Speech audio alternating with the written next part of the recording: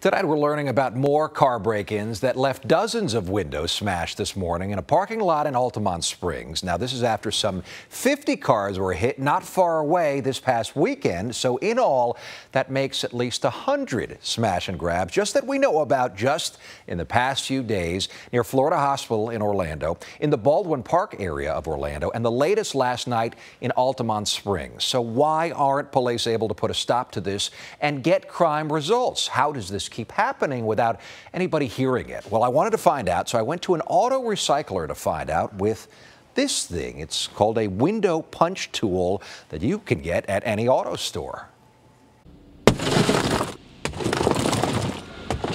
It doesn't take much, and it doesn't sound like much. Well, I didn't even see it until I got in. Keith Venn found that out early this morning when he noticed the small circular cracks in his windows, the exact size of a common window punch. His didn't break, but dozens of others did last night in a parking lot in Altamont Springs. And then you looked around the parking lot. I looked around, and there were other people standing in the parking lot, and someone asked me, oh, did they hit your car too? Keith brought his car this afternoon to Green Star Auto Recyclers here on North OBT in Orlando, looking for 2 new windows. Now I'm out money and time.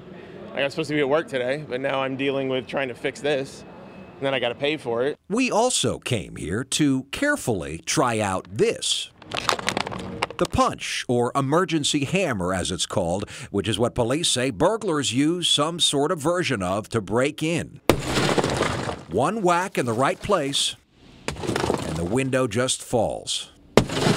And as you hear, it doesn't make much noise at all. No high-pitched glass breaking sound. When glass breaks, it's not like you see in the movies where it just shatters and blows out. It's very easy. Yeah, it doesn't sound like that at all. It's actually a dull dropping or dripping sound. It kind of sounds like heavy raindrops.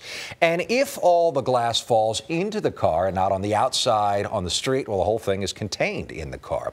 I figured out very quickly that if you know which car to go after, which tool to use, and where to aim, well, this is why crooks can smash so many windows so quietly, Ginger, in such a short amount of time. And by the way, there are many different tools out there. Sure. This is just one example, and just one example of a punch. There are different variations of punches, too. Well, I'm glad you gave us an example of what it really sounds like, because we think of the dramatic, like how we hear it happens in a movie. Not that. Yeah, and it's something that we can get. How much was that tool? $15. And a whole bunch of stores sell it. It's supposed to be in case you're trapped in a car and you need to get out, you know, if the car goes into the water, something like that. This is actually a seatbelt cutter here on the bottom. Gotcha. Well, clearly crooks aren't using it to get out of cars, they're using it to get in. Yeah. Now, we've posted that video of me actually smashing the windows. We put it for you on clickorlando.com if you want to see it again.